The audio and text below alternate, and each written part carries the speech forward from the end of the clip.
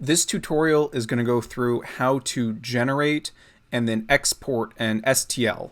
And specifically, we're going to do this for the PuMA GUI.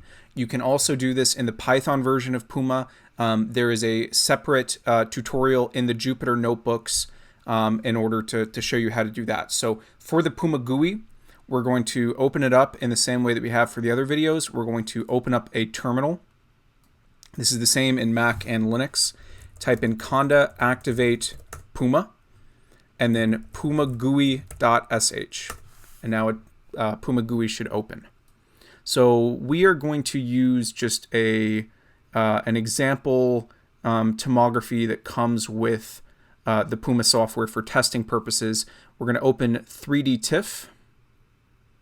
We're going to choose PuMA Dev, Python tests, test data, and then we're going to choose this, which is a small carbon fiber, small sample of a carbon fiber material. Now, in this case, this is a very, very small sample. It's only 200 cubed. And in terms of thresholding for this particular tomography sample, although each tomography is different. So if we go to Process, Segmentation Threshold, you can see here that if we choose a value of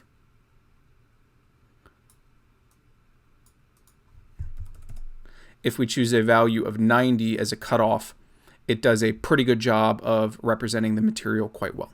So we're not going to segment it though. We're going to leave it in its raw form. And we are going to go to Export STL, or just click on this here. And specifically, the STL will output a triangulation of the surface. And the triangulation is going to be based on marching cubes. Now, the original version of marching cubes is very good for visualization purposes, for example, and it's very fast, but it has some ambiguities in it that can lead to small holes forming in the surface mesh. So if you want this surface mesh to be guaranteed to be topologically correct, meaning it's watertight, it has no holes in it, then there's a variety of the marching cubes called Lunar, and the guy who wrote this paper actually also published the source code to this algorithm, which we then adapted that source code for our STL generator. So if you click on this button, it wants you to then specify the range of the grayscale for the material phase. And as we went through a second ago, that range for this particular tomography sample is 0 to 255. And then if you say export, and let's just export it to the desktop test STL, it'll run the marching cubes and then output the STL.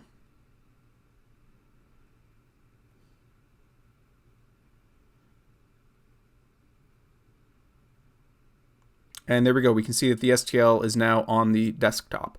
And if we want to visualize the STL, for example, let's say in ParaView. So if we open up ParaView and drag the STL in, say apply, here you go. We can see that the STL has been generated. Now, for comparison, I want to show you then what happens if you segment the image first and then export an STL. So let's go back to the PuMA GUI.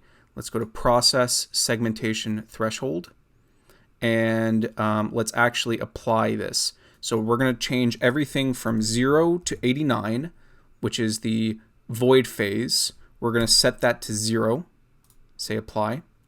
And then we're going to say everything from 90 to 255. And if you want this to still be visible in the PuMA GUI here, you can set it to be 255. You can also set it to be 1. That'll just lower the contrast a lot, but all the information is still there. So we're going to go ahead and set that to 1. So now all the solid values are 1 and all the void values are 0. So if we go now to export STL, and now we select the grayscale value of the material is just 1 to 1. We say export, then desktop, we say test STL segmented.